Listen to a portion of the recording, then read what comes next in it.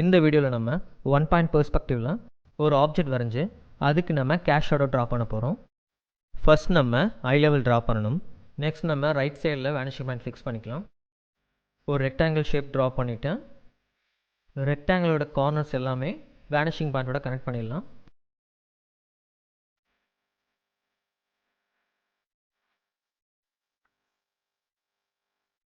டைரெக்டாக நம்ம விசிபிள் லைன்ஸை மட்டும் ட்ரா பண்ணி கார்னரோட கனெக்ட் பண்ணிக்கலாம். இல்லை அப்படின்னா டிரான்ஸ்பரண்ட் ஆப்ஜெக்ட் மாதிரி எல்லா லைன்ஸையும் வரைஞ்சிட்டு அதுக்கப்புறம் கூட எரேஸ் பண்ணிக்கலாம்.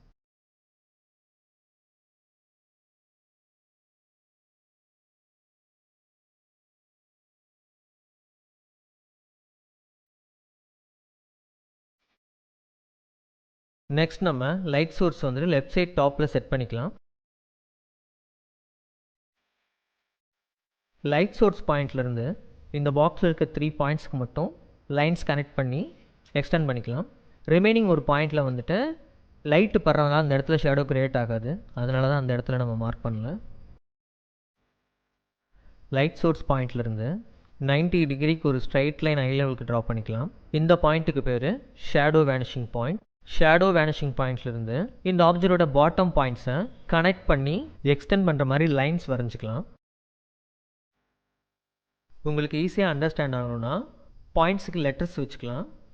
ஏ, B, C, A1, B1, C1. A point மேலே டச் ஆகிட்டு போகிற லைனும் A1 பாயிண்ட் மேலே டச் ஆகிட்டு போகிற லைனும் ரெண்டும் ஒன்று சேர இடம் தான் A2 பாயிண்ட். அதே மாதிரி தான் பி பாயிண்ட் வழியாக போகிற லைனும் B1 பாயிண்ட் வழியாக போகிற லைனும் இன்டர்செக்ட் ஆகிற இடம் B2. சி பாயிண்ட் வழியாக போகிற லைனும் C1 பாயிண்ட் வழியாக போகிற லைனும் இன்டர்செக்ட் ஆகிற இடம் C2. ஸோ லைன்ஸ் இன்டர்செக்ட் ஆகிறது மூலமாக கிடைச்ச பாயிண்ட்டை கனெக்ட் பண்ணுறது மூலிமா நம்மளால் வந்துட்டு கேஷ் ஷேடோ ட்ரா பண்ணிட முடியும். ஆப்ஜெக்ட்டுக்கு கலர் கொடுத்துட்டு கேஷ் ஷேடோக்கும் கலர் கொடுத்துக்கலாம்.